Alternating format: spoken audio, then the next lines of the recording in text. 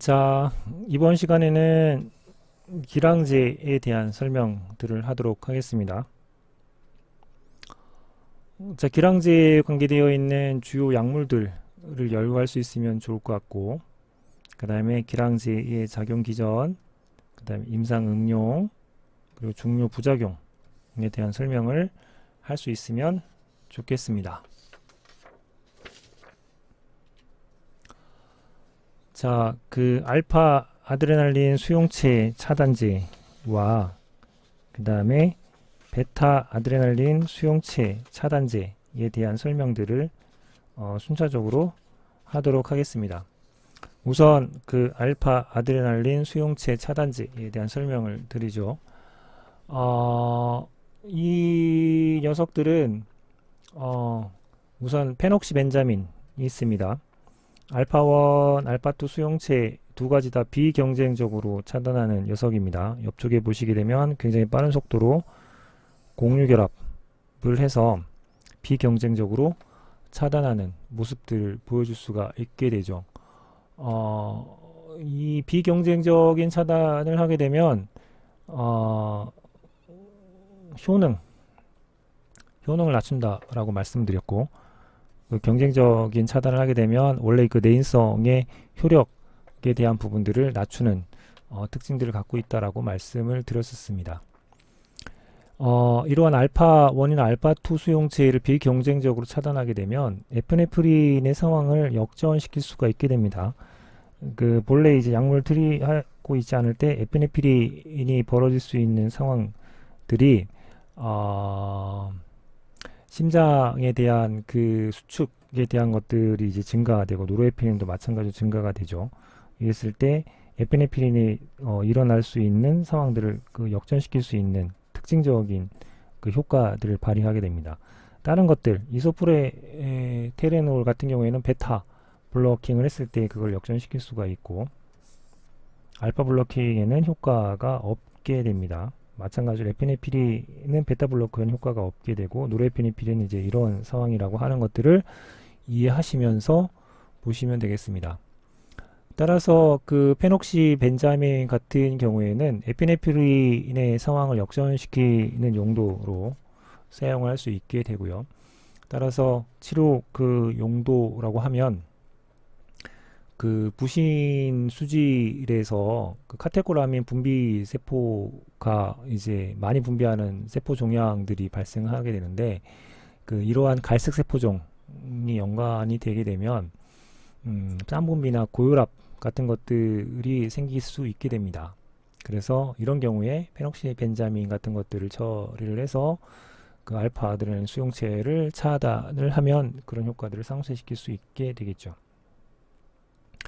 그 펜토라민 같은 경우도 마찬가지로 알파1, 알파2 수용체 차단제긴 하지만 경쟁적 차단제에 해당을 하고요. 그 다음에 프라조신, 테라조신, 독사조신 같은 경우에는 알파1 수용체를 선택적으로 경쟁적으로 차단하는 형태가 되겠습니다. 따라서 알파1 수용체를 경쟁적으로 차단하기 때문에 그 고혈압 치료제로 그 좋긴 하지만 그 간혹가다 체위성 저혈압 부작용들이 생길 수 있게 됩니다. 그리고 요인빈 같은 경우에는 알파2 수용체를 선택적으로 차단을 하게 되죠. 알파2 수용체를 자극을 하게 되면 노르에피네프린 되먹이 먹재 작용들을 하게 되는데, 이것들에 대한 그 치료 효과는 증명되지 않아서 사용하지 않는 형태로 되겠습니다. 알파 아드레날린 수용체 차단제가 이제 주로 갖고 있는 부작용들을 보시게 되면 저혈압들이 생길 수가 있고요. 그리고 그 빈맥 같은 것들이 생길 수 있게 되고, 그 다음에 어지러움, 두통 이런 것들이 생길 수 있게 되고요. 또 한 가지로는 이렇게 되는군요. 네, 보였습니까? 성욕 관련한 저하들이 발생할 수 있게 됩니다.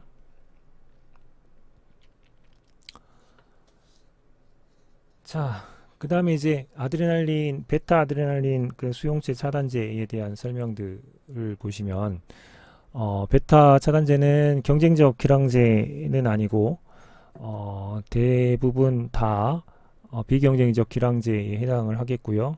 베타 할응제 이름은 올로 끝납니다. 올로. 그래서 보시면 다 올로 끝나는 것들을 볼 수 있을 겁니다. 그래서 이런 특징들을 조금 살펴보시면 베타 아데레날 수용체 차단제구나 라는 것들을 알 수 있게 되고, 올로 끝나지 않는 두 가지가 보이시죠? 카롤과 그리고 카베디올이라고 하는 것들을 볼 수 있게 됩니다. 카르베디올하고 그 라베타롤이라고 할 수 있는 이 두 가지를 보게 되면 베타 기량제긴 하지만 알파까지도 같이 기량하는 특징을 갖고 있다 라는 차이들을 조금 살펴보시면 좀 더 이해하는데 도움이 될 수 있을 거라고 생각이 듭니다. 그 프로프라노롤 같은 경우에는 비선택성 그 베타 기량제이고요. 심근 수축이나 심박동수를 감소시킵니다. 그리고 말초혈관을 수축을 시키고 기관지 수축 작용들을 하게 되죠. 따라서 고혈압 치료라든가 협심증 치료, 그리고 심근경색 치료 또는 편두통 치료 같은 것들에 쓰게 되죠. 프로프라노롤 같은 경우가 친지성 특성을 갖고 있기 때문에 그렇습니다. 작용에 걸리는 시간은 뭐 이 정도라고 보시면 될 것 같고요. 그리고 갑상샘 기능 항진증 같은 경우에 치료에도 사용을 하게 됩니다. 티모롤하고 나도롤 같은 경우는 프로놀보다 좀 강력하게 작용을 하는 녀석들인데 녹내장 치료, 안압을 낮출 때 사용을 하게 되고요. 그 다음에 아세부토놀이나 아테노놀, 메토프로놀, 레비보놀, 에스모롤 같은 경우에는 베타원 선택적 기량제여서 그 주로 이제 고혈압 치료에 사용을 하게 됩니다. 베타원 수용체가 주로 심장에 분포하고 있다라는 말씀들을 좀 드렸었죠. 그 다음에 아세부토놀하고 핀도놀 같은 경우에는 베타 수용체에 대한 부분 작용제인데 이 부분 작용제 특징들이 완전 작용제에 비해서는 기량제의 특징을 갖고 있다. 이런 것들을 이용을 해서 사용한다라고 보시면 될 것 같습니다. 그래서 그 알파 차단제는 혈압을 하강을 시키지만 알파 수용체의 기능들이 일부 남아 있어서 체위성 저혈압 을 유발하지 않게 됩니다. 그 알파 수용체까지 차단을 시키게 되면 체위성 저혈압의 부작용들이 생길 수 있다라고 말씀을 드렸었죠.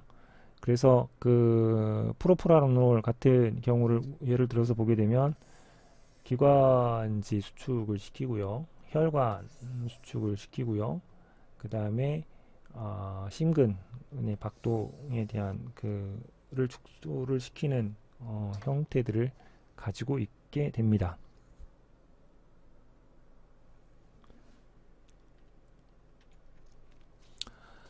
이러한 프로프라노를 갖고 있는 부작용들을 보시면 우선은 패티규 같은 것들이 생겨서 뭐라고 해야 되나요? 저하, 여러 가지 활성 저하 같은 것들을 생길 수 있게 하게 되고, 그 다음에 그 기관지 수축을 일으키게 되죠.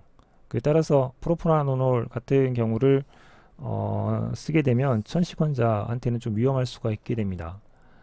실제로 천식 환자들한테 질식의 사망 보고가 되어 있어서 그 폐쇄성 폐질환이라든가 천식 질환 환자들한테는 프로프라노놀은 금기 처방이 될 것 같고요. 그 다음에 성욕을 이제 감퇴시키는 특징들을 갖게 되고, 그다음에 맥이 이제 그 일정하게 뜨는 게 아니라 부정기적이라고 하나요? 땅땅땅땅 뛰는 게 아니라 땅땅땅땅 이런 식의 부정맥의 형태들을 생길 수 있게 됩니다. 따라서 이제 부정맥이 발생을 하게 되면 이 베타 차단제는 적어도 2-3주일 동안 점차적으로 줄여 나가면서 치료를 해야 되고, 그리고 장기간 치료를 하게 되면 베타 수용체 증가를 일으키게 돼서 베타 수용체 자극 활성들이 중단 이후에 강화되는 일들이 발생할 수 있게 됩니다. 그런 점들이 이제 고려돼야 되겠죠.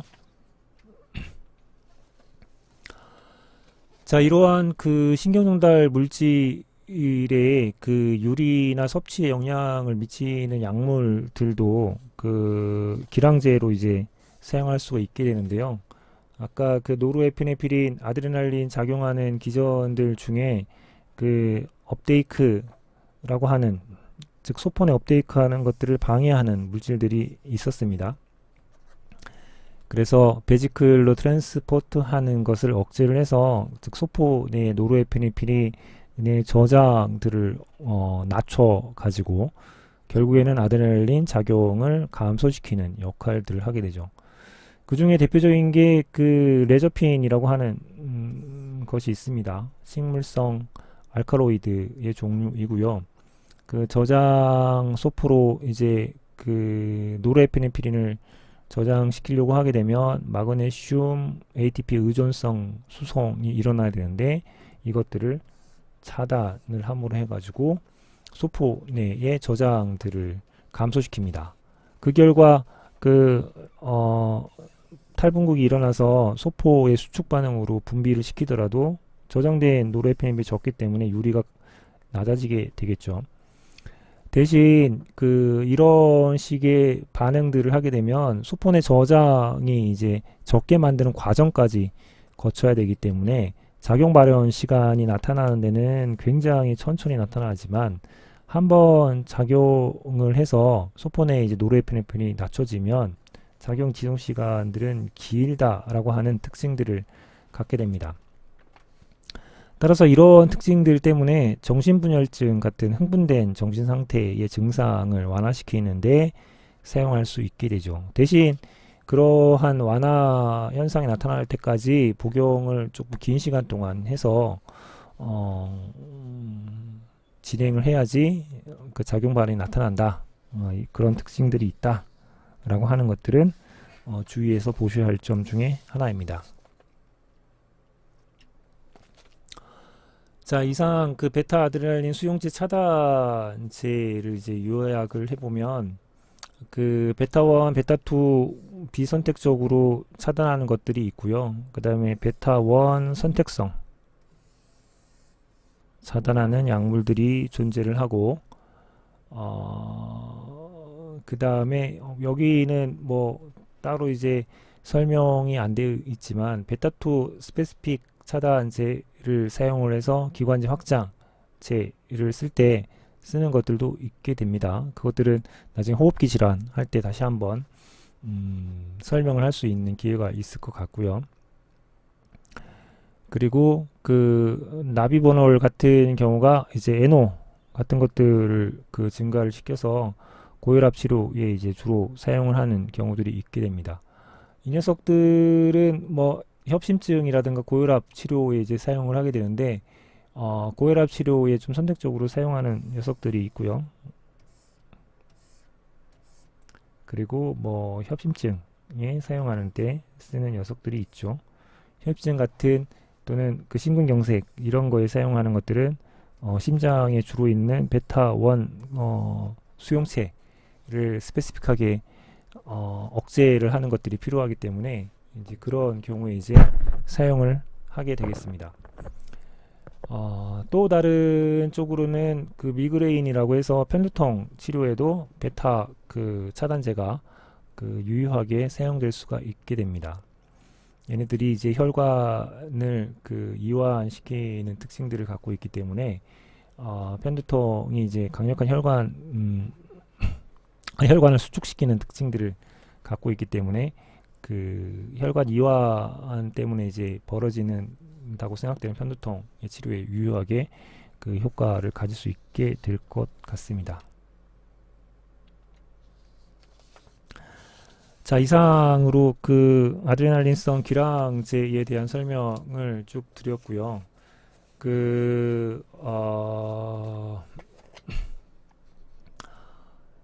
정리하는 뜻에서 이제 연습을 드리게 되면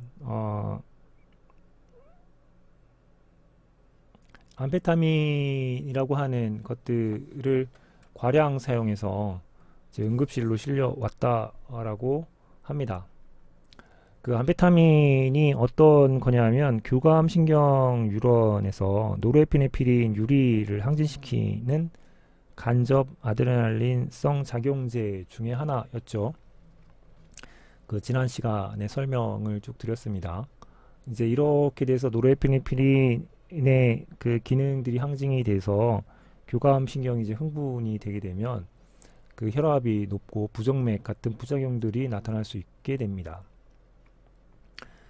그래서 이 환자가 암페타민 과량 사용 인해서 이러한 심혈관 증상들이 나타났을 때 치료할 수 있는 가장 적절한 약물은 무엇일까? 라고 하는 것들을 찾아보자라고 하는 거죠. 그러면 이 경우에 아드레날린 수용체를 억제시키는 녀석들을 써야겠죠. 그래서 알파 차단제나 베타 차단제 이런 것들을 써야 될지 아니면 그 둘 다를 차단하는 것들을 써야 될지 이런 것들을 한번 생각해 보시는 게 좋겠습니다.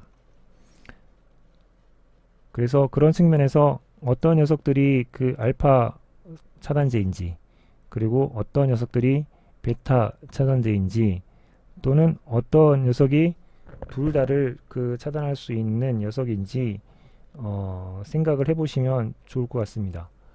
효과적인 것들은 알파 베타 둘 다 차단을 하는 게 가장 효과적으로 작용을 하기 때문에 그런 경우들을 잘 생각해 보시기 바랍니다.